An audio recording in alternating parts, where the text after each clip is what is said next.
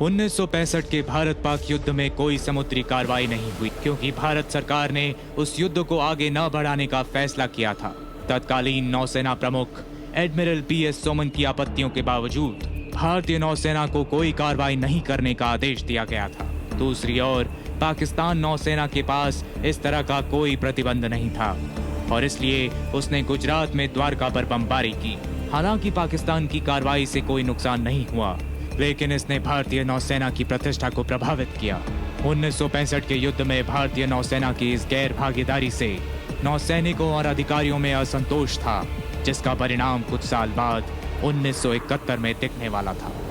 अगला युद्ध आधिकारिक रूप से 3 दिसंबर 1971 को शुरू हुआ, जब पाकिस्तान ने भारतीय वायु क्षेत्रों पर बमबारी की और जवाब में भारतीय नौसेना ने 4 दिसंबर को पाकिस्तान के बंदरगाह शहर कराची पर बमबारी कर ऑपरेशन ट्राइडेंट चलाया।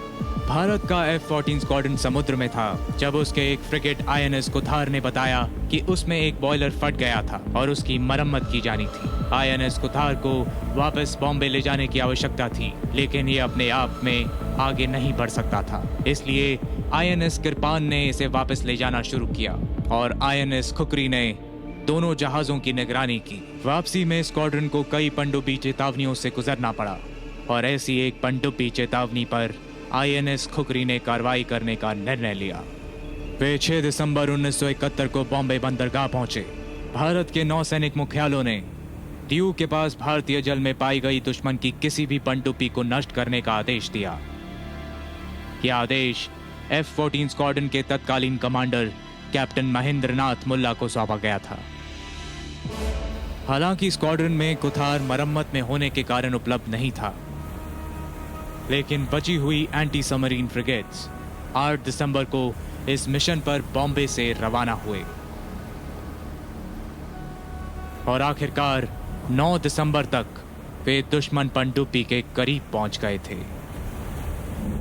दिलचस्प बात यह थी कि पाकिस्तान का PNS हंगौर गहरे पानी में इंतजार कर रहा था और हमले की फिराक में था और उसके निशाने पर थे भारतीय जहाज खुकरी और किरपान।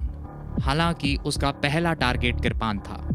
जब उसने अपना पहला टॉर्पीडो किरपान की कील की तरफ चलाया तो तकनीकी खराबी के कारण टॉर्पीडो चूक गया, लेकिन किरपान सतर्क हो गया और आने वाले पाकिस्तानी हमलों से बचने की कोशिश करने लगा। लेकिन खुकरी इतना भाग्यशाली नहीं था।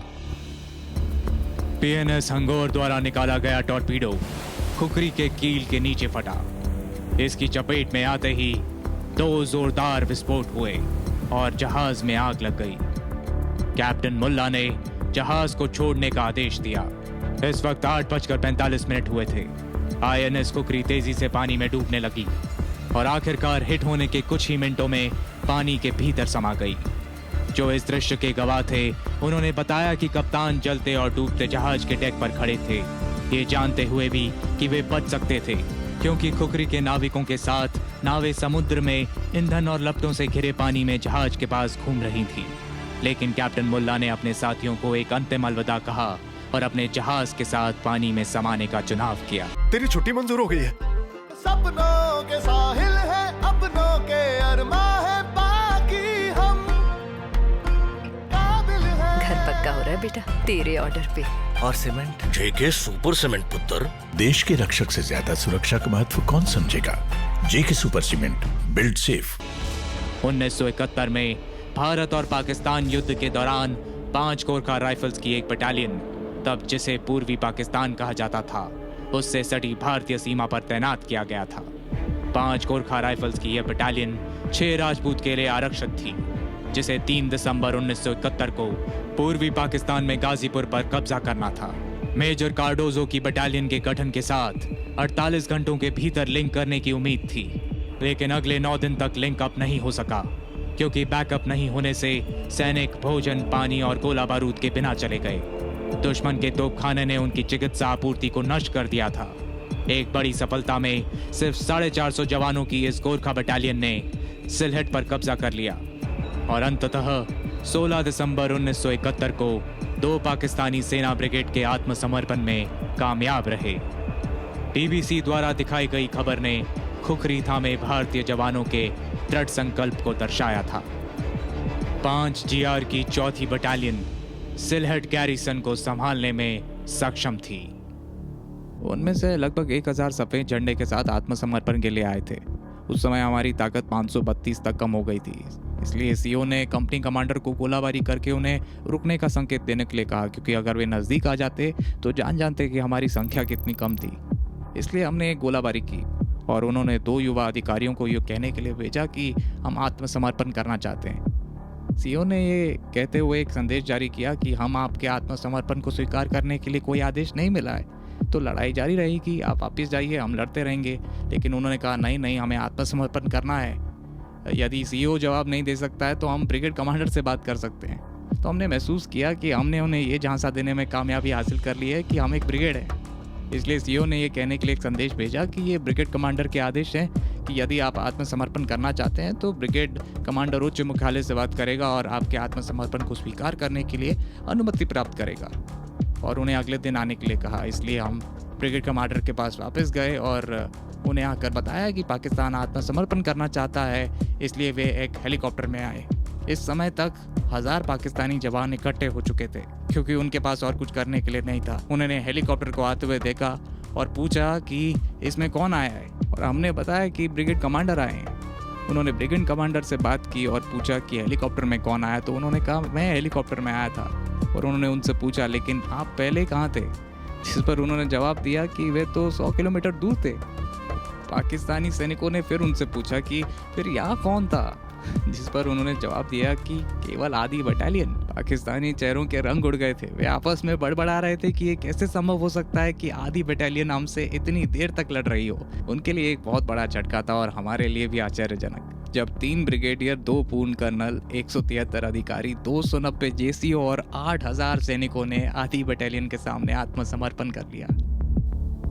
आत्मसमर्पण करने के बाद एक पाकिस्तानी सैनिक ने भारतीय सेना और उसके नेतृत्व की दिल खोलकर प्रशंसा की।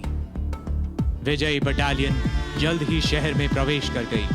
सड़क पर सैकड़ों हथियार पड़े हुए थे और जब शहर की ओर मार्च हो रहा था, अचानक मेजर इयान कार्डोजो ने एक माइन पर कदम रख दिया और मुझे बटालियन मुख्यालय में ले जाया गया और मैंने सीओ से माफ़ी मांगी। मैंने कहा सॉरी सर, ये हो गया, इसलिए अब युद्ध समाप्त हो गया है, तो क्या मुझे अस्पताल ले जाने के लिए चॉपर मिल सकता है। उन्होंने कहा मैं कोशिश करूँगा। इसलिए उन्होंने ब्रिगेड मुख्यालय से बात की और लगभग 1 घंटे के बाद वे वापस आए और कहा कि कोई हेलीकॉप्टर उपलब्ध नहीं है। फिर डॉक्टर आया और डॉक्टर ने मुझसे पहले ही मुलाकात की थी, क्योंकि मेरे पैर से खून बह रहा था। मैंने अपने पैर को देखा और मुझे पता था इसे बचाया नहीं जा सकता है, तो मैंने कहा कि क्या आप इसको काट सकते हैं। जब डॉक्टर को बहुत समय लग गया तो मैंने अपने बैटमैन से पूछा, मैंने कहा मेरी कुकरी कहाँ है। कुकरी एक गोर का चाकू होता है, तो उसने कहा कि ये यहाँ है, और मैंने कहा मेरा पैर काट दो। तो उन्होंने नेपाली में जवाब दिया कि साहब मैं ऐसा नहीं कर सकता हूँ, कृपया डॉक्टर के आने का इंतज़ार करें। मैंने कहा कि उसे भूल जाओ, उसने 45 मिनट से कुछ नहीं किया, मुझे खुकरी दे दो। मैंने अपना पाँव काट दिया और लेके उसको दे दिया और बोला अब जाओ, इसे जाकर दफना दो। वीरता की कोई योजना नहीं होती, ये उन जवानों की हिम्मत का काम है जो देश के नाम पर उठ खड़े होते हैं और अपना जीवन समेत सब कुछ दांव पर लगा देते हैं। वह अपना कल कुर्बान कर देते हैं ताकि हम अपना आज गर्व और आज़ादी के साथ जी सकें। ऐसी वीर गाथाएं वर्दी पहने पुरुषों को, चाहे फिर वे वायु, थल या समुद्री सेना हो, उन्हें हमेशा प्रेरित करती रहेंगी और ऐसे बहादुर सिपाहियों को तैयार करती रहेंगी जो अपनी अंतिम गोली और श्वास तक भारत की रक्षा करते रहेंगे।